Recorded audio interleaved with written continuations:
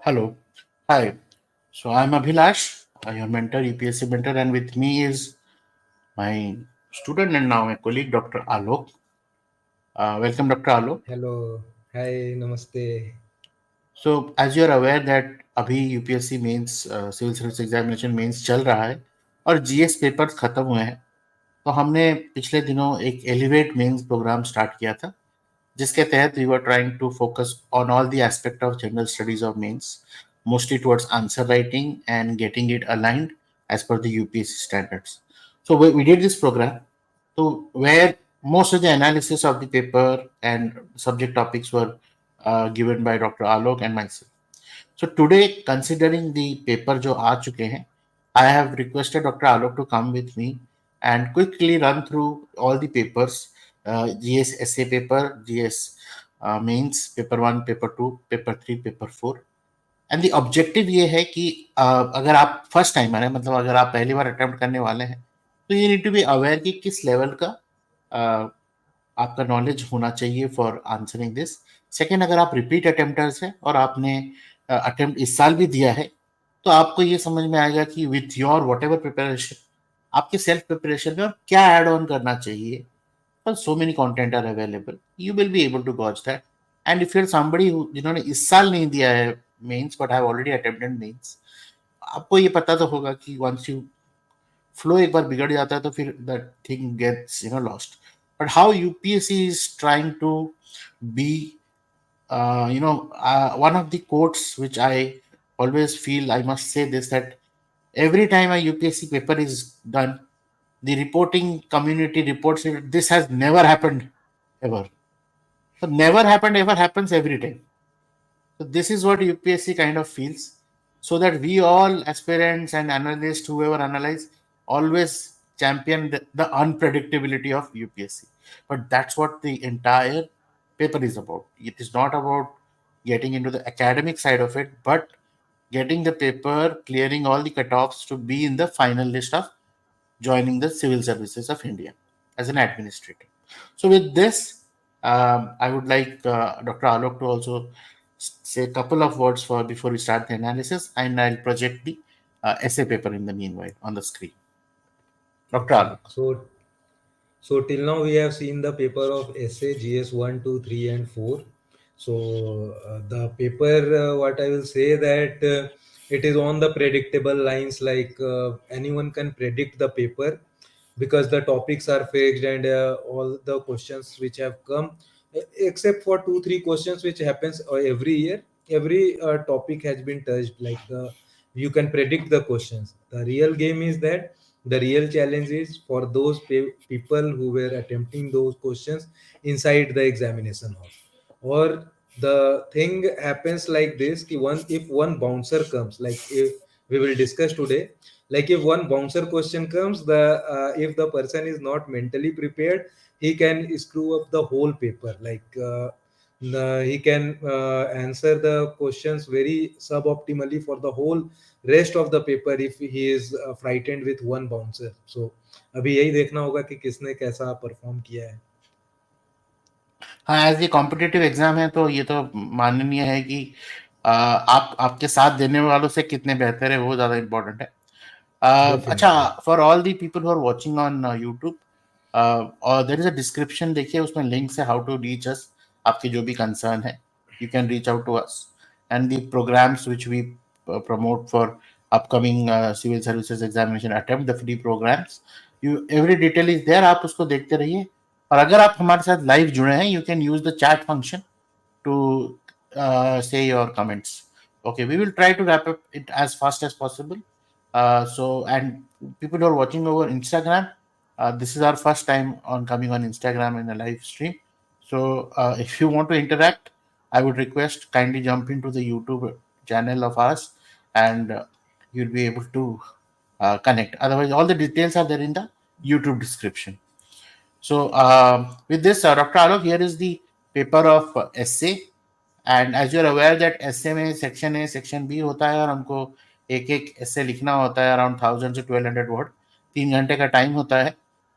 With that what is your thought on the trends पिछले 4-5 सालों से जैसे पेपर आ रहा है उसके हिसाब से अगर हम बात करेंगे डिफिकल्टी लेवल या अंडरस्टैंडिंग या ओपन एंडेड या क्लोज एंडेड या philosophical, what is your thought? पहला तो कि ये जो इस साल का पेपर आया लास्ट ईयर के ट्रेंड के हिसाब से टिल 2022 तक ये लोगों ने क्या किया था कि आठों के आठों क्वेश्चंस फिलोसॉफिकल से कर दिए थे। बट लास्ट ईयर 2023 में section A was 100% philosophical. Section B में एक दो टॉपिक्स उन्होंने थीमेटिक डाला था, लाइक विमेन का टॉपिक और जस्टिस का टॉपिक, ऐसे करके पिछले साल उन्होंने डाला था। उसी ट्रेंड को कंटिन्यू करते हुए सेक्शन ए में मैं जहां तक देख पा रहा हूँ कि मोस्टली सारे फिलोसॉफिकल डाले, और दो तीन क्वेश्चन सेक्शन बी में थोड़े से टेक्निकल वाले टाइप के इस बार भी रहे हैं। ये मेरे हिसाब से ऐसा है। राइट, तो अभी आई जैसे कि इसमें जैसे क्वेश्चन है, फोर्थ क्वेश्चन अगर देखें कि जैसे ट्रू मैन ऑफ साइंस, तो ऐसा लग रहा है कि साइंस एंड टेक का क्वेश्चन है या फिर साइंस वाला है, but still that question is totally philosophical based. Absolutely, मैं वही चाह रहा था कि आप एक बारी सारे क्वेश्चन पढ़ लेते तो लंडन लाइन दी ये एलिमेंट। हाँ, जैसे ये बोल रहे हैं कि forest precede civilisations and deserts follow them, मतलब जंगल सभ्यताओं से पहले आते हैं और रेगिस्तान उसके बाद आते हैं।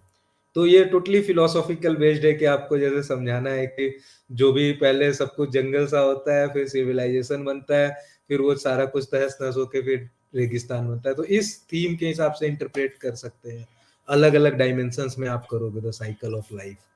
उसके बाद फिर आते हैं the empires of the future will be empires of the mind, भविष्य के साम्राज्य मस्तिष्क के साम्राज्य होंगे। तो ठीक है, इंटेलिजेंस एआई आ गया, आर्टिफिशियल इंटेलिजेंस, तो कुछ उस हिसाब से आपको लिखना है कि सब कुछ इंसान का माइंड ही रूल करेगा आगे चल के। फिर there is no path to happiness, happiness is the path. तो हैप्पीनेस एक बहुत कंसिस्टेंट थीम है, कभी एथिक्स में पूछता है, कभी यहाँ पे पूछता है, तो ये हैप्पीनेस के थीम पे आया है। ठीक है, प्रसन्नता का कोई मार्ग नहीं है, प्रसन्नता ही मार्ग है। तो ये एक ऐसा टॉपिक है जो मुझे लगा कि बहुत सारे लोगों ने कुछ जो पोल्स वगैरह भी मैंने देखे टेलीग्राम पे, तो काफी लोगों ने इस टॉपिक को हिट किया है। Let's see. उसके बाद ये लास्ट वाला जो क्वेश्चन है ये मुझे दिख नहीं रहा, मतलब यहाँ पे वो आ रहा है, the doubter is a true man of science. तो ये डेफिनेटली साइंस एंड टेक नहीं है, ये डाउटर के बारे में क्वेश्चन है कि जो संदेह करता है। और इसमें एक खास बात देखने वाली है कि इसका जो हिंदी ट्रांसलेशन है ना, ये थोड़ा गूगल बाबा की कृपा से थोड़ा गड़बड़ हो गया है।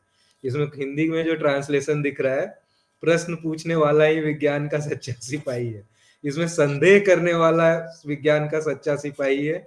इसका असली हिंदी ट्रांसलेशन ये होना चाहिए, क्योंकि डाउटर का मतलब है संदेह करने वाला, बट इसमें दे दिया प्रश्न पूछने वाला। तो ठीक है, अब पता नहीं इसके ऊपर में अब कितनी कंट्रोवर्सियां बनेंगी और क्या होगा, वो तो वक्त बताएगा। ग्रेट, सो इनफैक्ट मेरा भी यही ऑब्जर्वेशन रहा है कि अगर आप डेली न्यूज़ पढ़ते हैं और द काइंड ऑफ न्यूज़ जो आ रहा है आज के डेट में, पहला है जो forest precede civilisation and deserts follow them.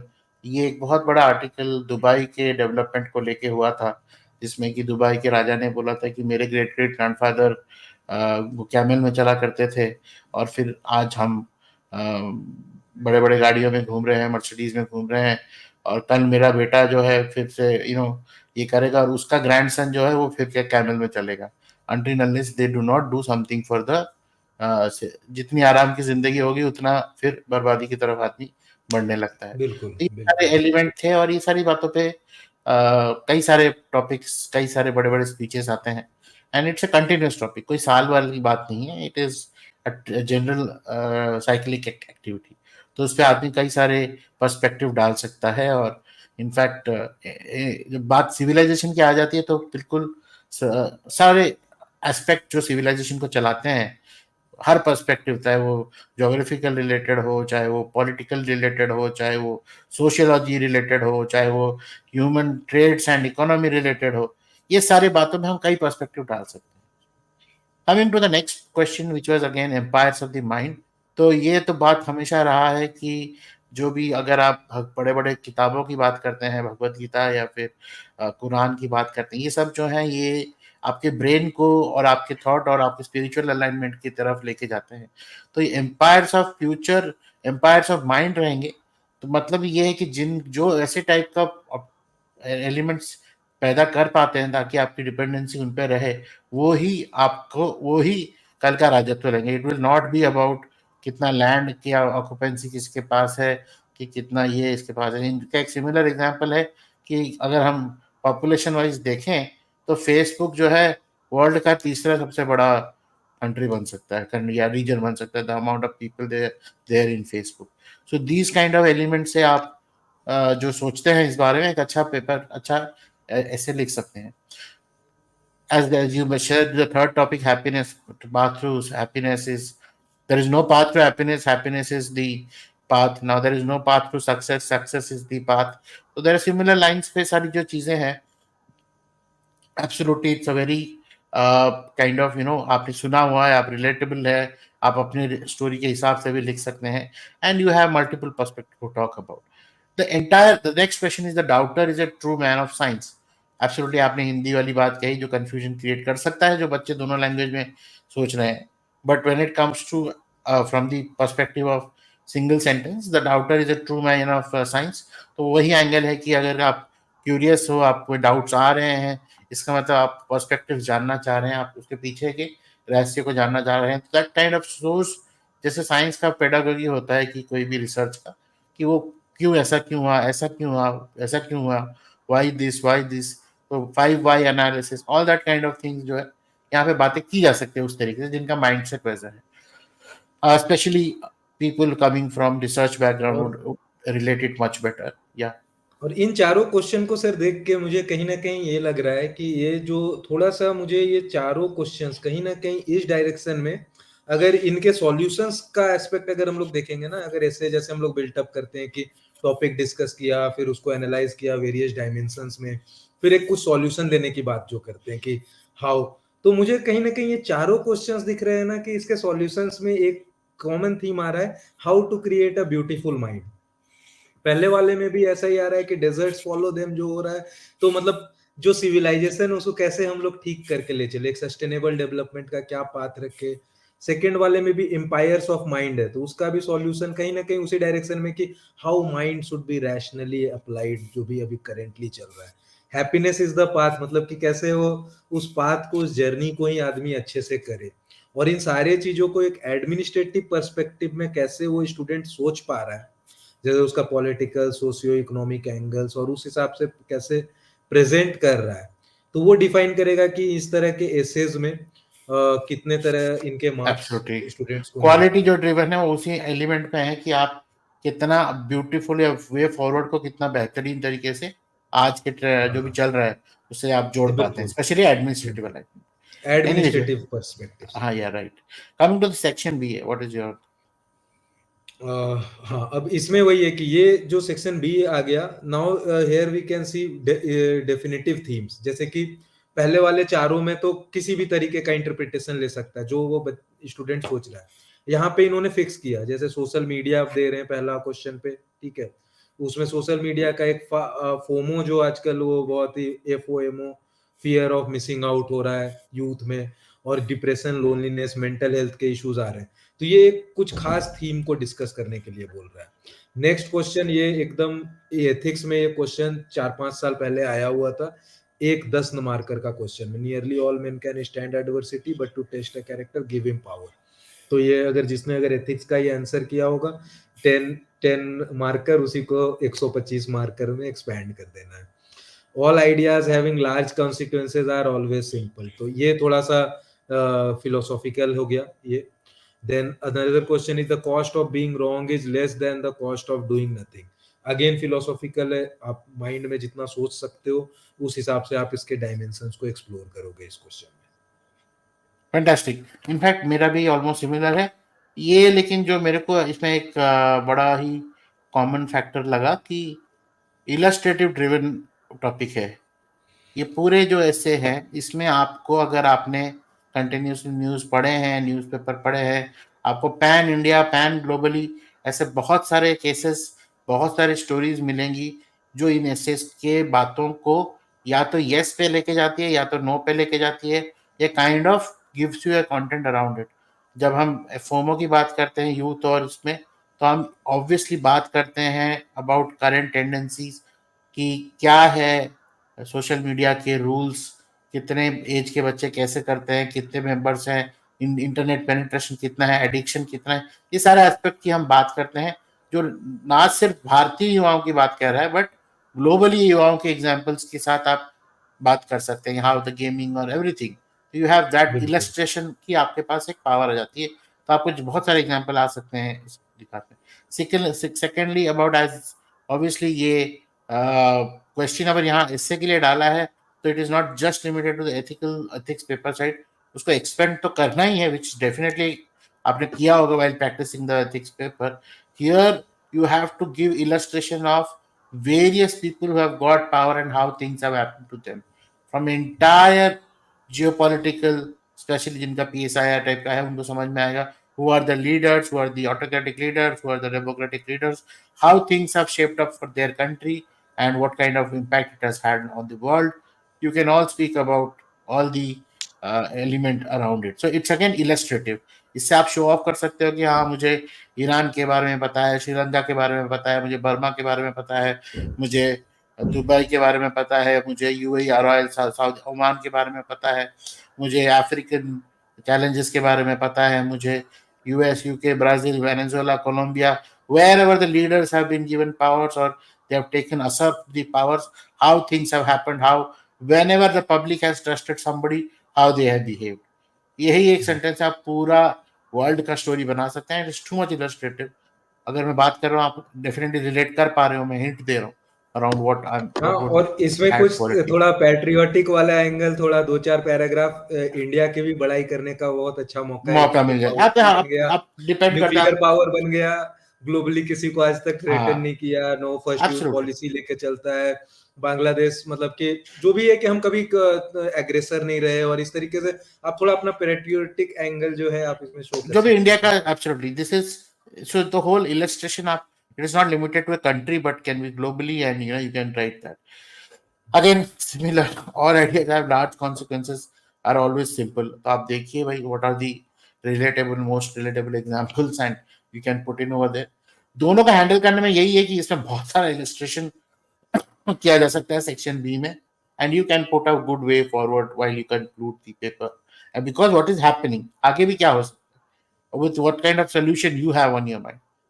Third is the cost of being wrong is again this is also similar illustrative element, and आप थोड़ी सी philosophical भी है इसमें, तो you can think around कैसे कैसे चीजें अपने साथ relate कर सकते हैं, कि कैसे जो भी common topics हैं वर्ल्ड ओवर ड्राइव करते हैं, वेट लॉस हो गया कि यू नो फाइनेंशियल इंडिपेंडेंस हो गया, या फिर एनीथिंग जो भी हम बातें करते हैं, practice before preaching, all that stories can be spoken. So with this we close our essay analysis. सो आप में से किसी को कोई थॉट है, कुछ बात करनी है इस पे, you can let us know, reach out to us. Now we come to the paper. अभी are we okay? Yes sir, now it's fine. Okay, तो आप बताइए, मैं अभी स्क्रॉल अप करता रहूंगा, ठीक है। यस सर, पेपर वन में जैसे कि देखेंगे तो एकदम first question is on the very predictable lines, जो भी आपने मतलब अपना सेल्फ स्टडी कर रहे थे, तो प्रीलिम्स का जो खास करके नॉलेज है आराम से आप यूज करके ये क्वेश्चन को बनाए होंगे, और प्रैक्टिस में भी आपने सॉल्व किया होगा, क्योंकि एकदम कॉमन थीम है ये। अभी आजकल यही पूछ रहे हैं कि सोसाइटी और इकोनॉमी स्पेसिफिक कर दिया, 2 पेजर का आंसर बनाना है तो एक पेज में सोसाइटी, एक पेज में इकोनॉमी रिलेटेड आप लिख लो, ऋग्वेदिक से लेटर वैदिक में कैसे चेंजेस आए हैं। तो ये तो बहुत ही प्रेडिक्टेबल लाइन का क्वेश्चन है।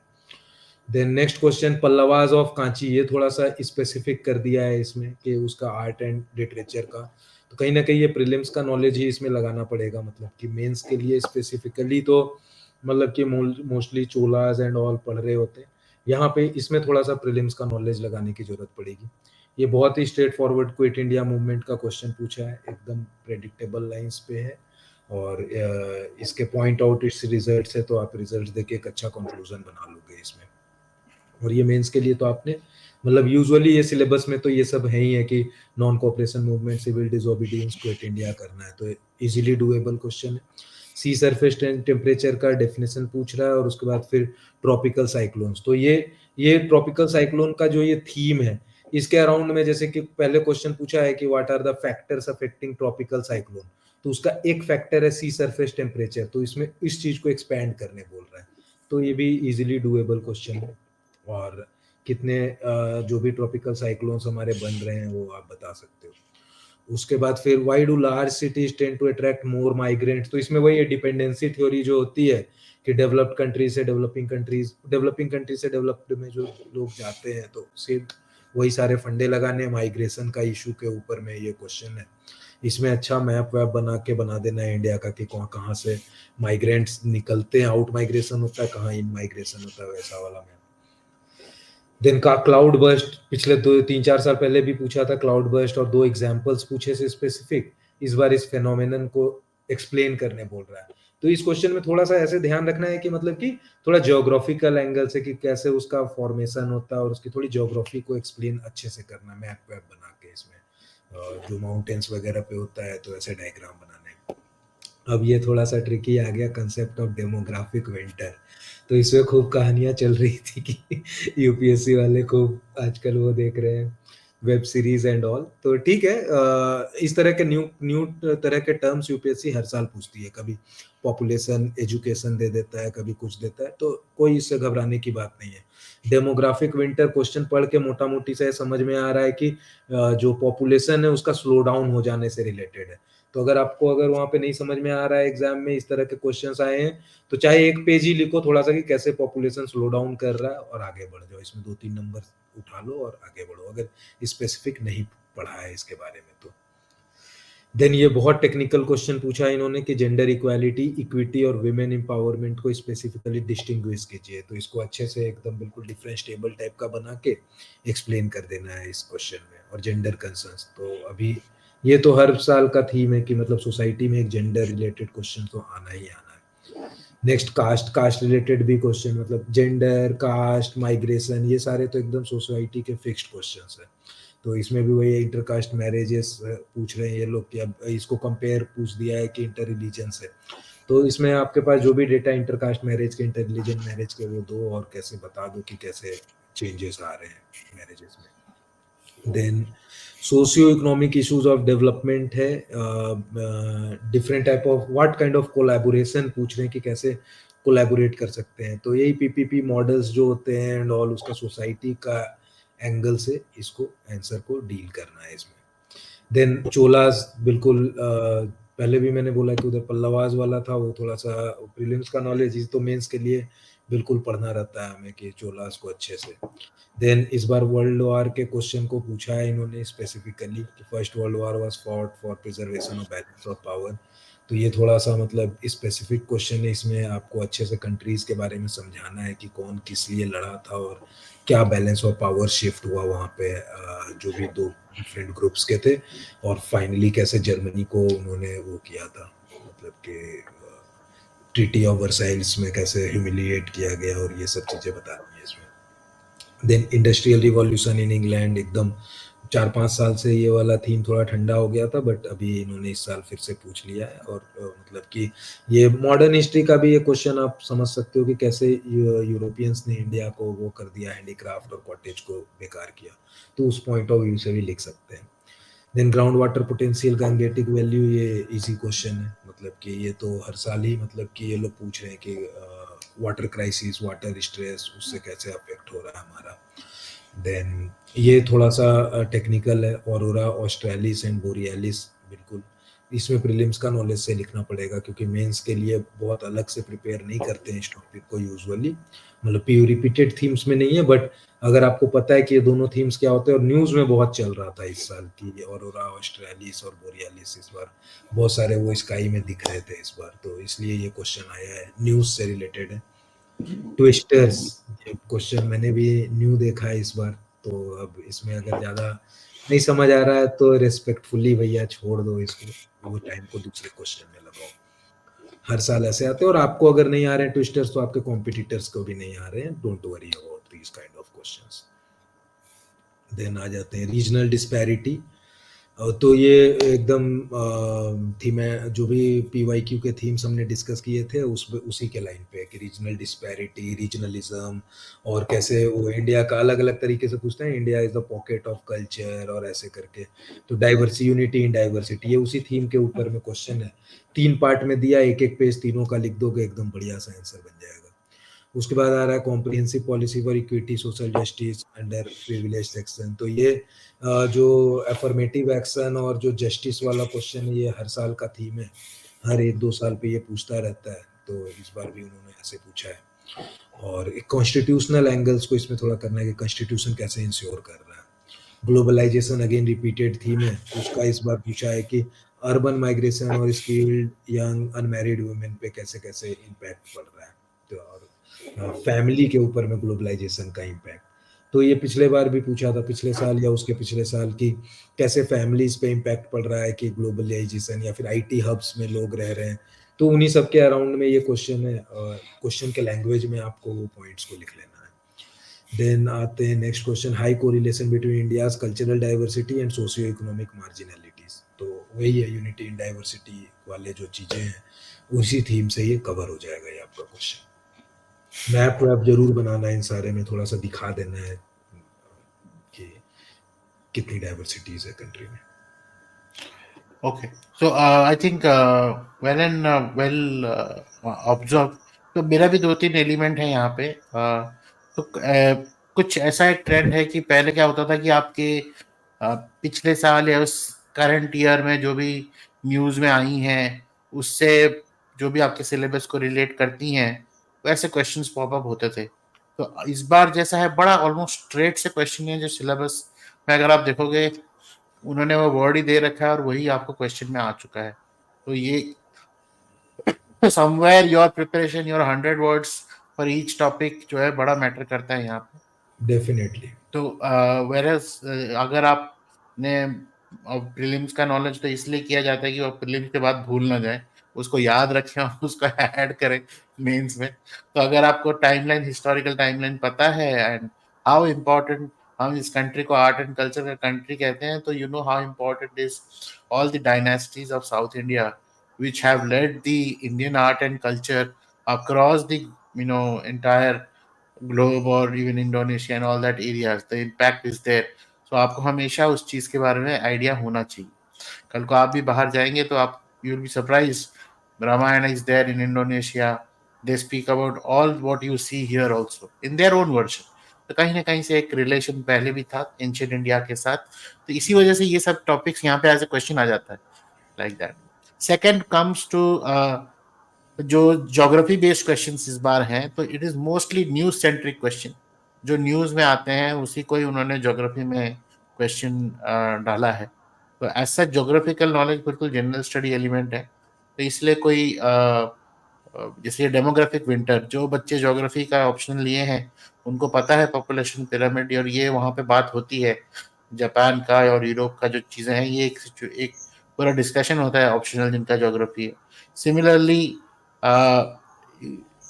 Next was also about this twisters, जो गल्फ ऑफ मेक्सिको का, ये भी एक ज्योग्राफी का क्वेश्चन है। यहाँ पे हम जो इस सेम नेमिंग का इशू है बस, इधर हम साउथ ईस्ट एशिया में क्या बोलते हैं और वहाँ पे similar reason of climatic zone में वहाँ पे क्या बोला जाता है and how it is different and all that. You it's a question also in geography. So geographical optional बच्चों में आई फील थोड़ी सी ज़्यादा उनको इसमें डिफिकल्टी नहीं होना चाहिए था करने के लिए, because most of the question even in the diversity and society aspect वो भी ज्योग्राफी में, ह्यूमन ज्योग्राफी में हमने कवर करते हैं।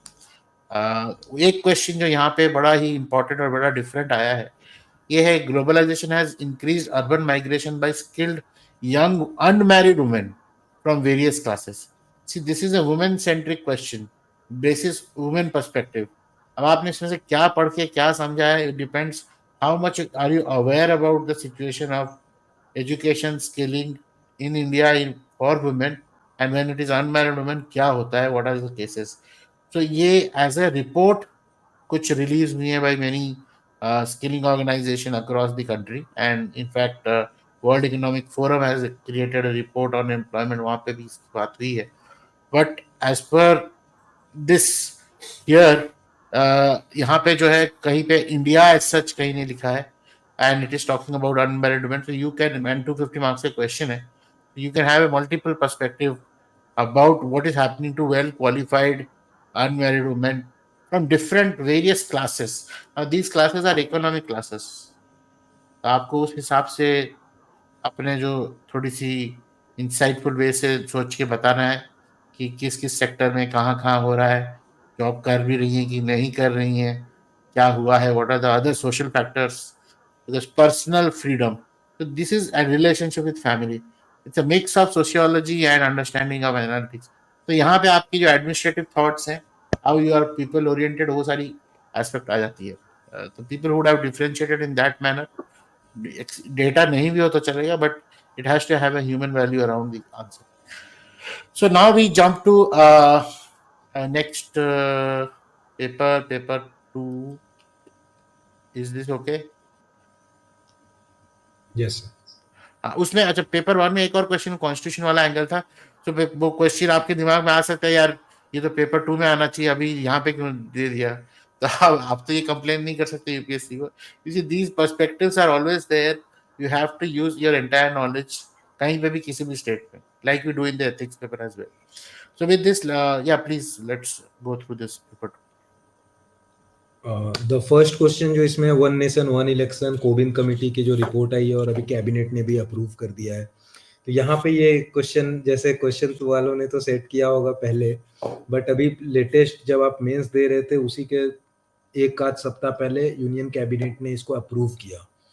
तभी मैं बोलता हूँ कि लास्ट मोमेंट तक, इवन जैसे कि आपका एग्जाम डेट नजदीक आ गया, क्वेश्चन पेपर तो अगस्त एंड में सेट हो चुका था, बट लेटेस्ट पढ़ते रहने से फायदा ये होता है कि उस टॉपिक के अराउंड में अगर कोई न्यू डेवलपमेंट है आप उसको मेंशन कर सकते हो. तो जो लोग लास्ट तक अगर न्यूज़पेपर पढ़ रहे होंगे 10-12 तारीख तक, तो उसमें ये आया था, मतलब if I am not wrong, कि ये सितंबर की डेवलपमेंट है कि यूनियन कैबिनेट ने अप्रूव किया है कि हम लोग अब इसको आगे लेके जाएंगे, मतलब वन नेशन वन इलेक्शन जो कोविंद कमेटी की रिपोर्ट है. तो ठीक है, ये प्रेडिक्टेबल लाइंस पे ये चल रहा है, ये को डिबेट अभी, और इस पे आप अच्छे से आंसर लिख पाए होंगे. देन लोक अदालत और आर्बिट्रेशन ट्राइब्यूनल्स का मतलब क्वेश्चन तो एक थीम है जो कि मतलब कि आपके सिलेबस में है और हर 2-3 साल पे रिपीटेड आता है. तो इसमें भी ये वही क्वेश्चन है. इसमें आपने पढ़ा होगा कि like whether they are entertaining both type of cases और नॉट, और इनकी अपील्स कितनी होती है, क्या होता है, और आर्बिट्रेशन काउंसिल भी बना है. तो उन सब चीज़ों को पॉइंट करके ये आंसर्स हो जाएगा. सर थोड़ा सा नीचे स्क्रॉल करेंगे.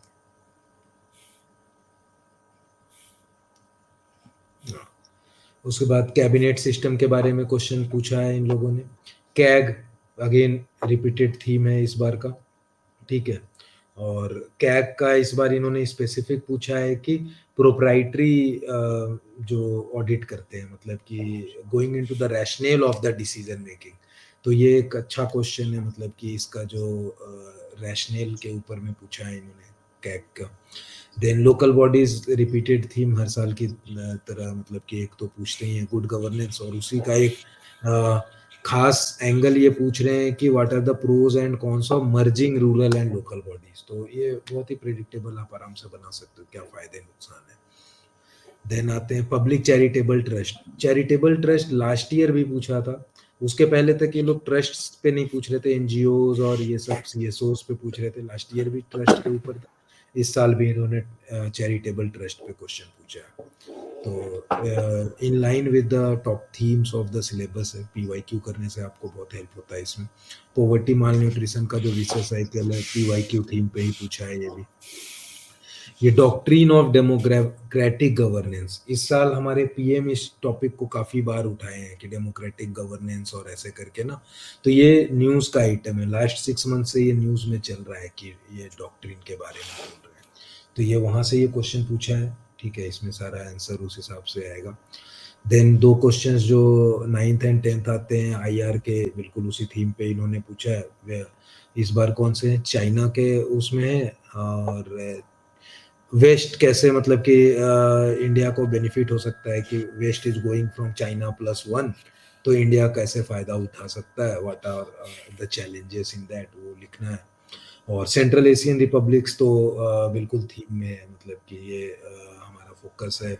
एससीओ वगैरह भी पिछले साल पूछा था और उसी को कैरी फॉरवर्ड करके भी सेंट्रल एशिया से पूछ रहे हैं क्वेश्चन. देन आते हैं पब्लिक एग्जामिनेशन का, जो इतने सारे लीकेजेस हो रहे हैं क्वेश्चंस के, अनफेयर मीन्स और पेपर लीक हो रहा है, तो उसके हिसाब से बिल्कुल पूछा है ये क्वेश्चन, एकदम हाईली प्रेडिक्टेबल। उसके बाद राइट टू प्राइवेसी का इन्होंने एकदम स्पेसिफिक एंगल पूछ लिया है कि DNA testing of the child, तो ये भी न्यूज़ से रिलेटेड क्वेश्चन है, और मतलब ये थोड़ा सा एकदम स्पेसिफिक पूछा है इसमें, तो आपको स्पेसिफिक आंसर करना होगा। फर्स्ट पार्ट तो जेनरिक है, बट सेकंड पार्ट बहुत स्पेसिफिक है। देन इसमें है what are the changes recently introduced in the centre state relationship, तो फेडरलिज्म का थीम पे ये क्वेश्चन है, ठीक है, और कैसे कैसे ट्रस्ट बिल्ड कर सकते हैं, जो अभी ट्रस्ट जा रहा है हमारा, मतलब कि जो 8th मीटिंग थी नीति आयोग की, स्टेट्स ने बॉयकॉट किया और ये सब, तो वो सब चीज़ें बता के कैसे मेजर्स ले सकती है गवर्नमेंट की, ट्रस्ट बिल्ड होगा सेंटर एंड स्टेट के बीच में। उसके बाद फिर हमें ये अगला है पब्लिक इंटरेस्ट लिटिगेशन, पीआईएल्स, ये बिल्कुल जुडिशियल ओवररीच और judicial activism, PIL PYQ theme पे ही ये क्वेश्चन पूछा है।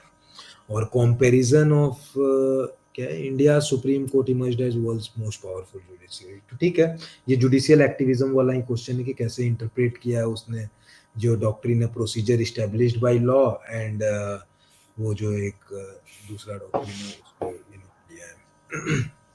उसके बाद आ जाते हैं India as a secular state compare with the secular principles of US constitution, तो कभी फ्रांस के कॉन्स्टिट्यूशन से वो कराते हैं, इसमें यूएस से पूछ लिया कैसे हमारा एक आर्म्स उनका होता है आर्म्स लेंथ डिस्टेंस और हमारा प्रिंसिपल डिस्टेंस, तो उसी को अच्छे से एक्सप्लेन करना है इस वाले में।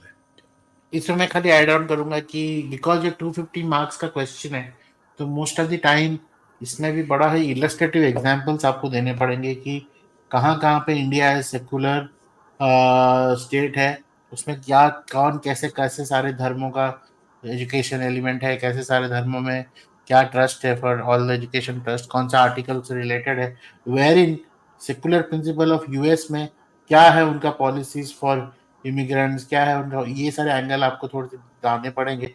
रीजन बीइंग दैट ये क्वेश्चन आया है 250 वर्ड्स के लिए, राइट। अदरवाइज ये कंपैरिजन वाले क्वेश्चन थोड़ी सी 10 मार्क्स के आते थे, बट जब डाला है इन्होंने on the basis of secular, and this is being debatable across the wild world because of the lot of immigration issues happening and lot of democracy as a principle का जो है ना उसको भी क्वेश्चन किया जा रहा है इन एकेडमिक लेवल।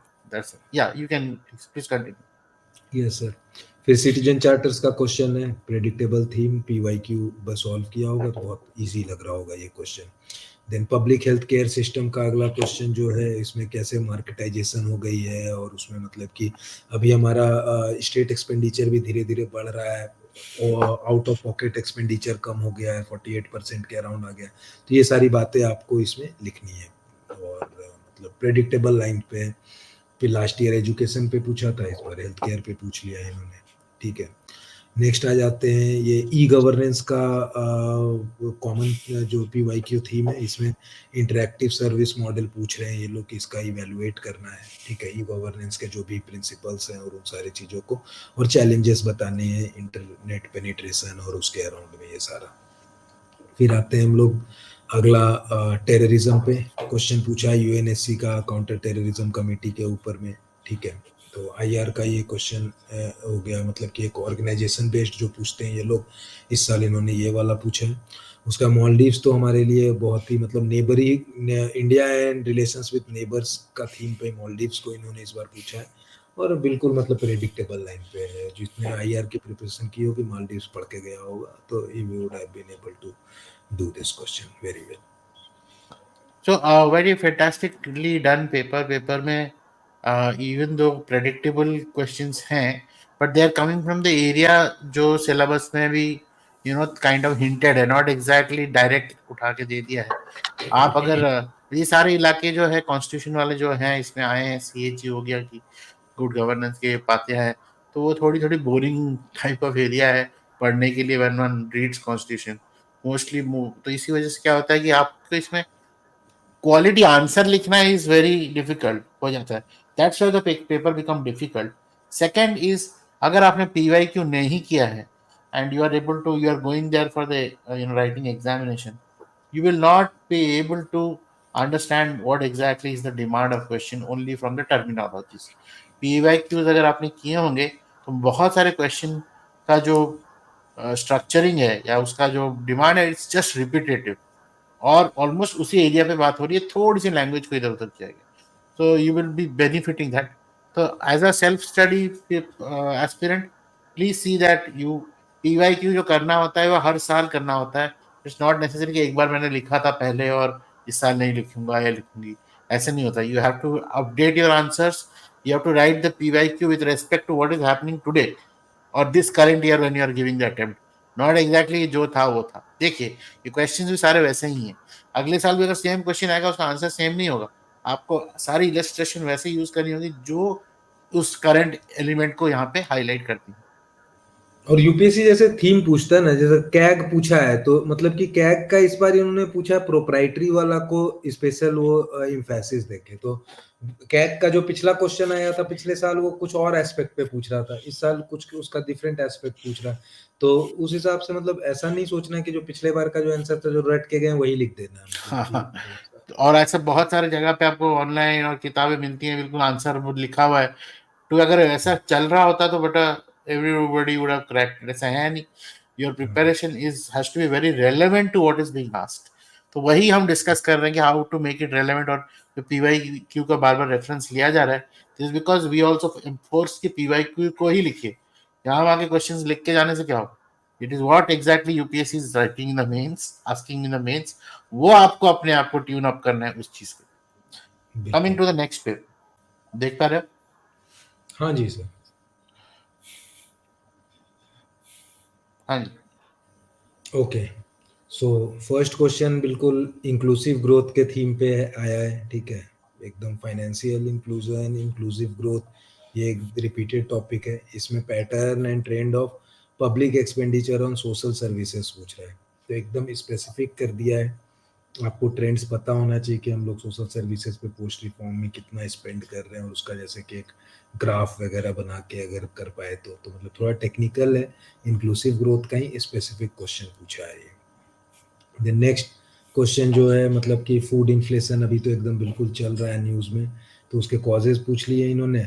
और effectiveness of monetary policy of RBI, तो इसमें आपको मतलब अच्छे से बताना है कि कैसे मतलब मॉनेटरी पॉलिसी जो होती है वो कैसे मतलब मनी के फ्लो को कंट्रोल करती है. और हमारा जो फूड इन्फ्लेशन है सप्लाई साइड ड्रिवन मोस्टली है, तो कितना इफेक्टिव वो मॉनेटरी पॉलिसी ऑफ आरबीआई हो सकता है वो आपको इसमें बताना है. तो डेफिनेटली आपको अल्टीमेटली ये कंक्लूजन देना है कि मतलब कि rather than monetary policy of RBI, food inflation को अगर हम कंट्रोल करना चाहेंगे तो सप्लाई साइड वाले चीज को जो रियल कॉजेज हैं वो उसको इम्पैक्ट करना पड़ेगा. देन आ जाते हैं लैंड रिफॉर्म्स, पीवाईक्यू थीम पे है. ठीक है, और इसका एक स्पेसिफिक डोमेन इस बार पूछा है कि कौन से जो स्टेट्स में सम पार्ट्स या सम स्टेट्स जिनमें ये सक्सेसफुल हुआ तो क्यों हुआ, जैसे केरला, वेस्ट बंगाल, तो वो उस तरीके से आपको बताना है इसमें. देन आ जाते हैं millets, international of year of millets था लास्ट ईयर, तो इस बार पूछा है इन्होंने हेल्थ एंड मतलब न्यूट्रिशनल सिक्योरिटी के. और ये बहुत स्टूडेंट्स ने इस बार जो कॉपी चेक करा रहे थे तो इस थीम पे बहुत लोगों ने लिखा था. तो I think it is very easy question for this. IPR के अराउंड में क्वेश्चन है, पेटेंट्स, आईपीआर, कॉपीराइट्स, तो ये भी मतलब बिल्कुल थीम के ऊपर में क्वेश्चन है, पीवाईक्यू रिपीटेड. ठीक है, इसमें स्पेसिफिक पूछ रहा है कि हमारे क्या चैलेंजेस हैं कि पेटेंट्स फाइल करते हैं लेकिन कमर्शियलाइज नहीं कर पा रहे हैं, तो कैसे जो गवर्नमेंट की स्कीम्स हैं कैसे नहीं वर्क करे, ये सब चैलेंजेस के अराउंड में आप लिख सकते हो. और मतलब ये प्रिपेयर किया होगा आप लोगों ने 100 वर्ड्स जो कीवर्ड्स है उसमें. देन आते हैं what is technology employed for electronic. हाँ, तो हाईवेज पे जो हमारा अभी RFID टेक्नोलॉजी से जो हो रहा है उसके एडवांटेजेस, लिमिटेशंस और प्रपोज चेंजेस है. जो जीपीएस बेस्ड अब हो जाएगा कि पर किलोमीटर बेसिस पे आप वो कीजिएगा, और ट्रांजिशन के क्या पोटेंशियल हजार्ड्स हैं. और ये देखो 10 मार्क का क्वेश्चन में 5 सवाल पूछ दिए, 2-2 मार्क्स के हैं, मतलब 4-4 लाइन लिखो और इसमें अच्छे नंबर मिल जाएंगे आपको. Then pollution of river water, तो वही है वाटर पॉल्यूशन के ऊपर में क्वेश्चन है, इन्वायरमेंटल इश्यूज, तो बहुत ही प्रेडिक्टेबल थीम पे है ये. नेक्स्ट देन EIA का क्वेश्चन है, 2-3 साल पहले पूछा था जब 2020 में ड्राफ्ट EIA वाला आया था. अगेन इस साल पूछ रहे हैं ये लोग और 4 एग्जांपल्स पूछ रहे हैं. तो यहाँ पे थोड़ा डिफिकल्टी आया होगा कि 4 एग्जाम्पल्स का उन्होंने राइट ऑल इम्पॉर्टेंट डिटेल्स, तो एग्जाम्पल्स तो याद होंगे स्टूडेंट्स को, बट थोड़ा सा स्पेसिफिक डिटेल, बट ठीक है जितना कर पाए होंगे वो लिखा होगा इसमें। नार्को टेररिज्म बिल्कुल 4-5 सालों से न्यूज़ में चल रहा है, और मतलब कि ये हम लोग हर साल प्रिपेयर करके जा रहे होते हैं, तो इस साल एकदम नार्को टेररिज्म का क्वेश्चन स्पेसिफिक पूछा है। और digital data protection act last year आया है, तो उसके ऊपर में इन्होंने सिक्योरिटी एंगल से क्वेश्चन पूछ लिया है। लेबर कोड्स भी आए थे 2-3 साल पहले, और उसके बाद अभी एग्जैक्टली उनका क्या हुआ है वो पूछ रहे हैं ये लोग। उड़ान स्कीम रीजनल कनेक्टिविटी के ऊपर में एक स्कीम जो हर साल पूछते हैं ये लोग, तो इस बार उन्होंने उड़ान स्कीम को पूछ लिया है इस पेपर में। इरिगेशन सिस्टम इंडियन एग्रीकल्चर के ऊपर में, मतलब माइक्रो इरिगेशन पूछा था लास्ट ईयर, इस बार पूरा इरिगेशन सिस्टम के ऊपर में ही पूछ लिया है। ठीक है, ये पीडीएस वाला जो थीम है, बफर स्टॉक और पीडीएस, उसके हिसाब से इन्होंने ये क्वेश्चन पूछा है कि एग्रीकल्चरल प्राइसेस के ऊपर में।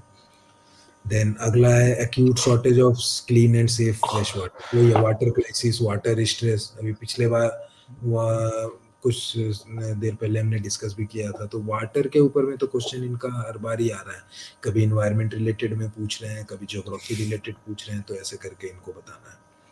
ये एकदम स्पेसिफिक क्वेश्चन इन्होंने एस्टेरॉइड्स का पूछा है, थ्रेट क्या है, और ये तो जिन्होंने साईफाई मूवीज वगैरह देखते होंगे तो पता होगा कैसे अगर कोई एस्टेरॉइड आ रहा है तो उससे बचने के लिए क्या उसको बम से उड़ा देंगे या क्या करेंगे।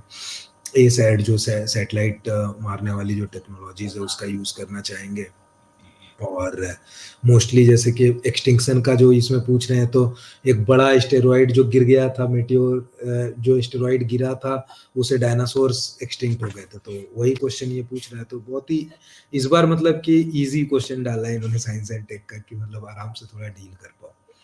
देन डिजास्टर मैनेजमेंट का question very specific, Sendai framework को प्रॉपरली डिटेल्स में लिखने के लिए बोला है, तो इसके जो ग्लोबल टारगेट्स पूछा है इन्होंने, तो मतलब कि वो बताने हैं।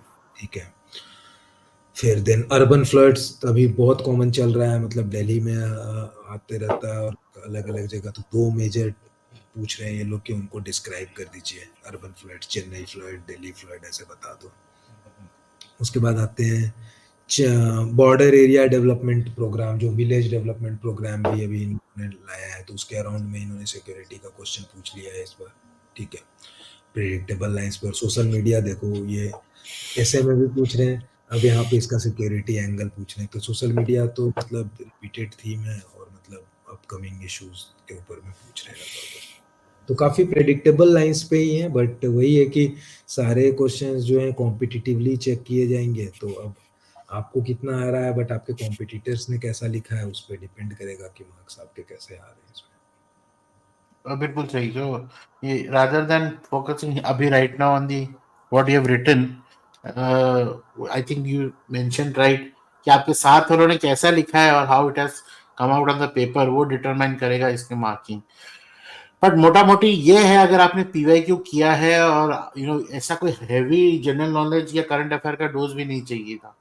इट्स नहीं, जनरल अंडरस्टैंडिंग के हिसाब से आपका पेपर के अंदर रेलेवेंटली आप क्वालिटी ड्रिवन आंसर लिख पाएंगे। That is what is one one one line analysis of और पेपर अभी 3। तक जितना हमने एनालिसिस देखा पिछले 3 पेपर से, तो ये चीज समझ में आ रहा है कि जैसे प्रीलिम्स में हम लोग बहुत भागते होते हैं कि एकदम कुछ यूनिक सा क्वेश्चन आएगा तो उसको कैसे सॉल्व करेंगे, या वो मेंस में आप देख पा रहे होंगे कि सारा कुछ थीम बेस्ड जो सिलेबस है उसी के अराउंड में पूछ रहे हैं, बहुत ज्यादा बाउंसर्स नहीं है। तो इसलिए मेंस की जो तैयारी है वो बिल्कुल एकदम फोकस्ड होके करने से बहुत बेनिफिट है। एब्सोल्युटली। और इनफैक्ट कभी कभी गेम पलटता है सिर्फ टर्मिनोलॉजी पे, जहाँ पे अभी हमने बात की शायद से एग्जाम कंडीशन में वो टर्मिनोलॉजी याद ही ना है, देखने के बाद भी ब्लैकआउट हो जाता है। जैसे इसी विशेष जो वे दे हैव रिटन आंसर्स कि 10 मार्क के क्वेश्चन के लिए 5 क्वेश्चन पूछ ले, आपको लगे अरे हाँ, भाई साहब मैं पूरा लिख भी लूँ तो 10 में से 10 बटा तो मिलेगा ही नहीं, मिलने वाला ही नहीं।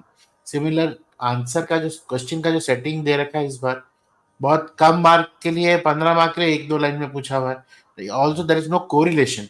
But while structuring an answer आपको ये सोचना पड़ेगा कि मैं कैसे आंसर लिखूं कि मैं 7 मिनट में अगर मुझे 10 मार्क का क्वेश्चन करना है मैं सारे आंसर कर पाऊं, और 12 मिनट में मुझे अगर 15 मिनट का आंसर लिखना है तो I am able to meet the demand. So that is what is writing, and especially people who have written PYQ, they would be able to immediately write without thinking much कि क्या इसमें हाँ, अभी जैसे ethics में दिखाते हैं कैसे पीवाई की उसका बेनिफिट है। इसमें पहला जो क्वेश्चन है, application of AI as a dependable source of input for rational decision making, administrative rational decision is debatable issue.